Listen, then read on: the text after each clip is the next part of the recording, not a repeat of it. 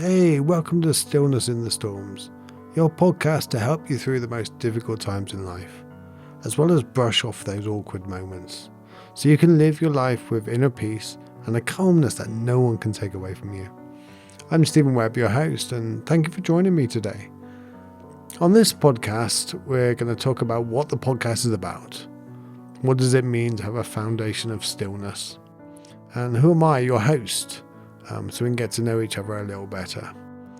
How can you get the best from this podcast? So first of all, we're going to start, how are you?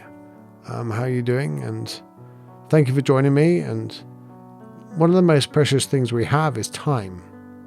So I want you to know how much I appreciate your time spent with me right now. So what does it mean? What is this podcast about? Stillness in the storms. Well, we all like to live a still, calm life. This energy of, we all like that calmness. We all know the wise person that when everything is going wrong around them, they don't react and then regret it later. And you often see that in films, especially old westerns, when you have a bar and a fight breaks out and someone comes in and says something, and then someone is triggered and reacted, and then you suddenly got this fight in the bar between everybody. You got everybody hitting bottles over the head of each other and one person punching another person. And it's just a brawl between everybody. But then you have this one guy at the end of the bar that's sitting there, swigging his whiskey or whatever he's doing. And it seems like he's totally disconnected, not knowing what's going on. But it's quite the opposite. He knows exactly what's going on and he's keeping an eye out. And then someone comes over near him and tries to involve him in it. And he stands up right at the last minute. And without throwing a punch, he has the final say and walks out. And it's what he says and what he does is what we remember. And that's what we all want to be. We want to be that shade when everyone else is hot and everyone else is struggling. We want to be that voice of wisdom. But stillness in the storms is more about not just providing for others, not just giving a stillness to a situation. It's about you being able to remain calm and respond in an emotional, skillful, loving way through understanding. So in order to have this stillness that I'm describing, we have to be more connected and more awake than ever before. Because a reaction is very subconscious. Something happens. Our subconscious mind flips through the filing cabinet and it finds what it did last time. And then it repeats it. It didn't kill you last time, so it must have been the right thing to do. The subconscious mind has no moral way of knowing what is right and wrong. It just repeats the same habits. Whereas the human side, the front bit of the brain, has compassion and caring and morals and ethics and all the things that we should and shouldn't do. And predominantly it's just more compassionate and understanding. So it's more about having a stillness and being able to respond, is moving to the more human side of the brain rather than the reptilian habitable brain. So this podcast is about how can we do that? And I'll be interviewing people that have managed to do that a lot of the time. Nobody's perfect. I've yet to come across Zen masters or anybody that spends all of their time in this perfect state of absolute calmness. We're all triggered. If anybody says they're not triggered, well, they're probably disconnecting in some way. So we'll be talking to hopefully some Zen masters, some other spiritual teachers, and other people that have managed to generate their emotional wisdom and to grow a life of, I cannot think of another word, but just a life of stillness and calm and compassion, and in a loving way that brings this calm to every situation. So we'll be talking to them and seeing how they do it and what tools and tips they can have for all of us that are on the journey, and we're all trying to figure out these triggers and figure out why we react and what we're doing. And we're trying to figure out how not to react and then regret it later, because that's very often what we do. And that's what living a life of inner peace is, not having to regret it later, because we created that gap between what arises and how we respond. So we're talking to lots of people and getting their advice and tools of how they do it. At the end of some of the episodes, there will be a small guided meditation. Not all of them, depending on the interview and things like that. So yeah, there's going to be great value in this podcast, and there's going to be, if you want to live a more comfortable, more peaceful life, if you want to generate your own inner peace and take that to the world, then subscribe to this podcast. This podcast is for you. And I'm interested in your questions. I will answer any of your questions. The direct questions I will answer on my Patreon website. And the reason why I'm going to do that is because the podcast, I'm going to ask you for support. I'm going to need support to do the editing, do all the other things. As you'll find out, I'm paralyzed from the chest down. So these things take me a lot longer than normal. So I am going to ask for support to help me with those things. But let's move on with today's podcast. So what does it mean to live a foundation of stillness? What does it mean to have this ability to stay calm in the storms of life? And ultimately, what does it give you and the people around you? What benefit do you have from this stillness? Well, storms happen. Life happens. You know, that old bumper sticker, shit happens. From that film. It wasn't from the film. I just love the way they put it in the film. With Forrest Gump. And he was walking and he stepped in some dog poo on the floor. And someone said, "Oh, you just stepped in." And he just looked up and goes, "Yeah, shit happens." And that's right. You cannot stop life happening. Life just has got a habit of, coming out and hitting you 4 p.m. Tuesday afternoon when you're least expecting it. So what we do is we work on ways in which we can be ready to respond to it rather than be in reaction mode. And if you take a progressive government and a reactionary government, one is always trying to put out the storms.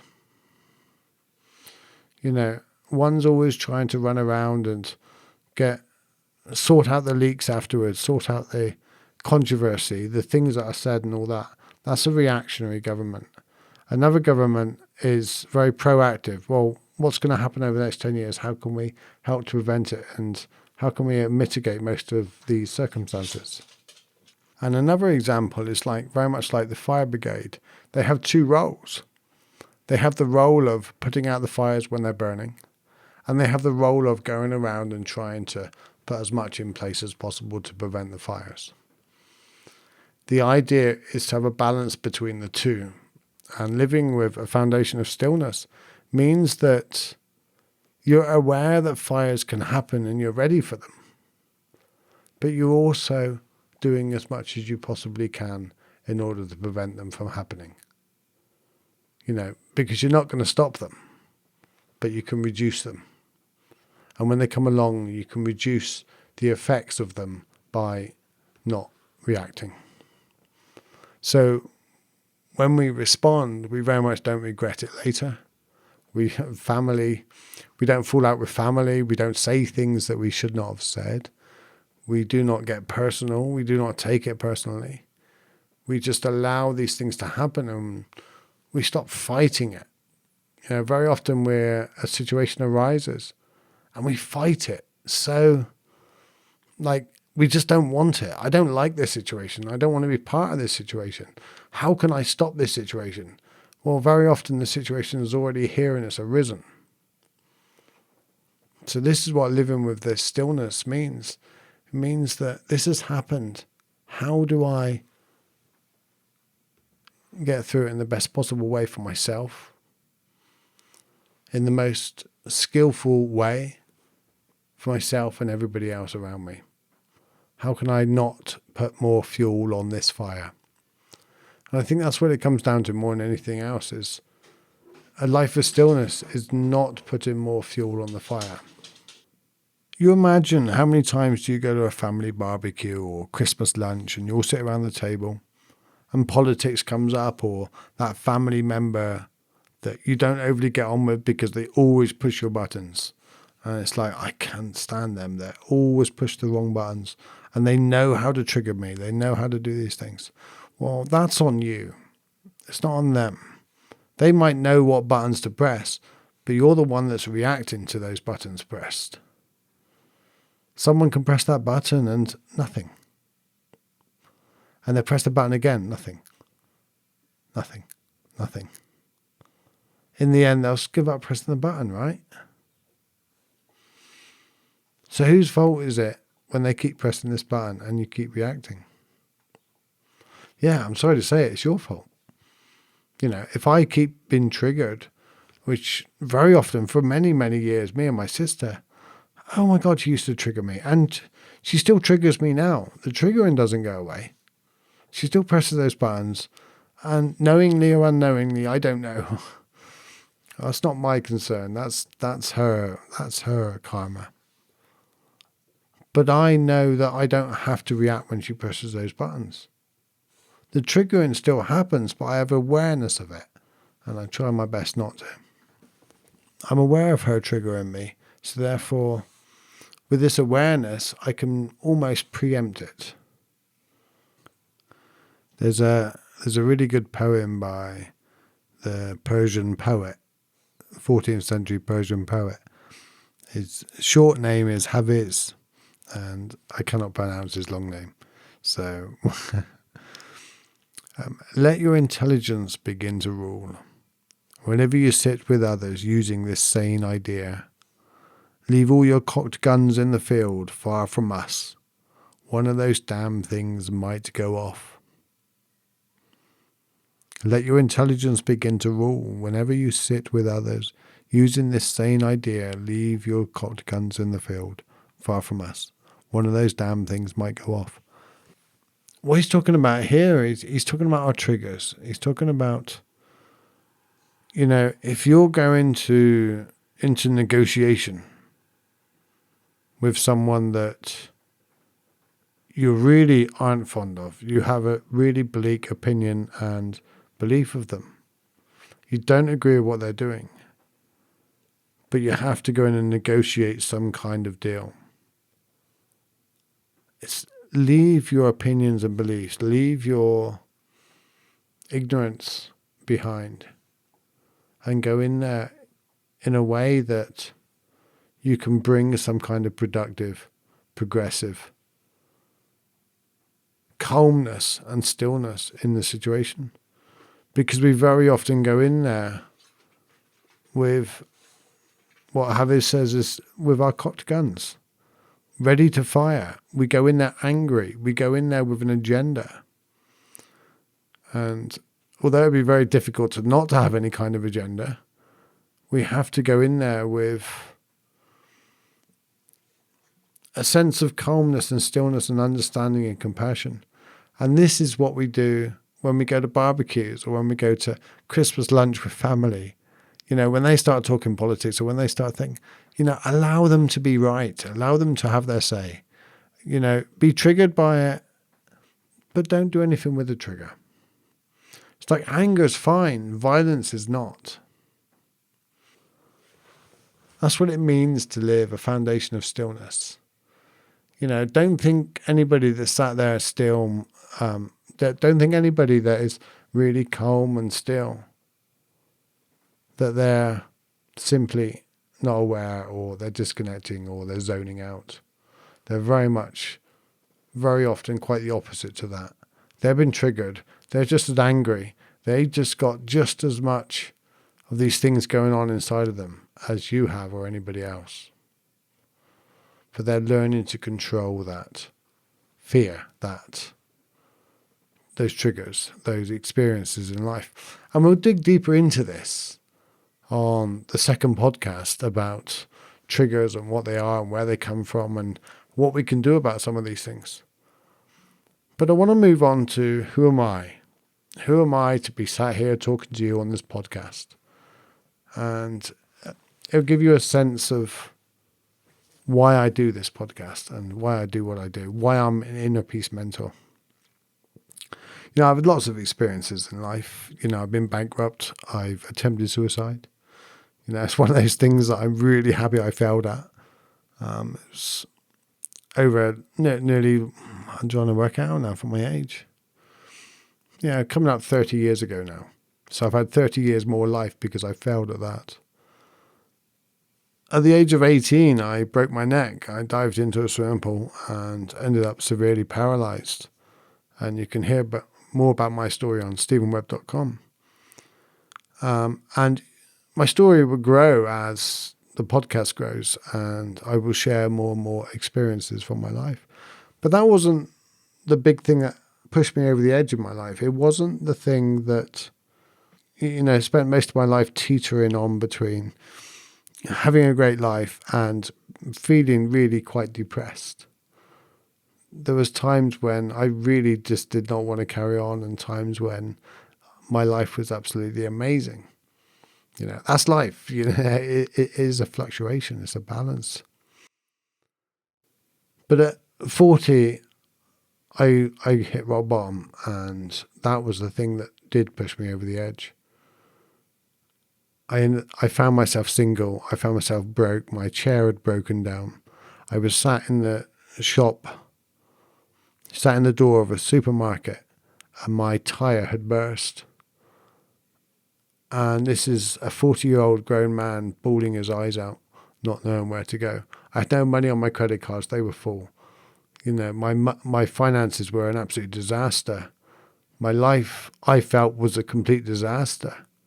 And there I was, sat in a wheelchair in the doorway of a busy supermarket, crying, and a security guard saying, you're right, what can we do? That was the final straw, really, of my rock bottom. That was when I realized I had to do something in my life. So I fought back after trying to shut my mind up, because I just finished a relationship, or they finished a relationship with me. And at that point, my mind was working overtime. I was thinking far too much. I was reacting to everything in life, and all I was doing was trying to get through the day.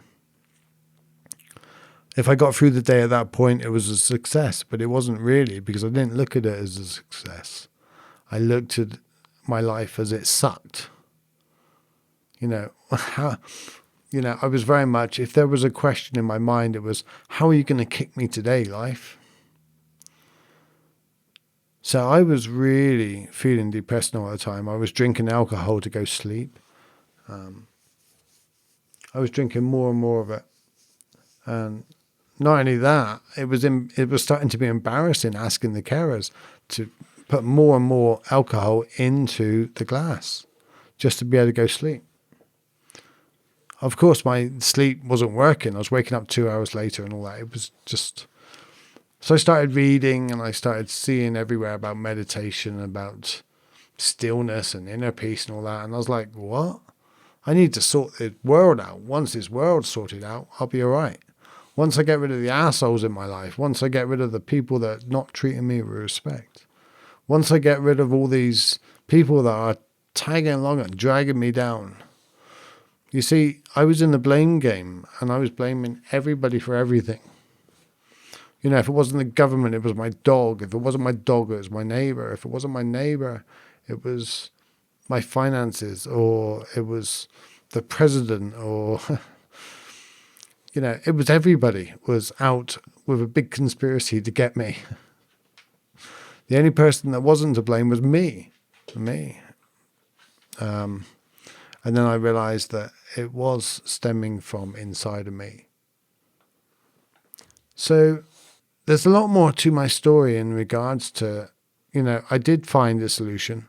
Every book told me to meditate and to look deeper inside and to sort out my triggers and sort out my shadows and to not only wake up, to start cleaning up.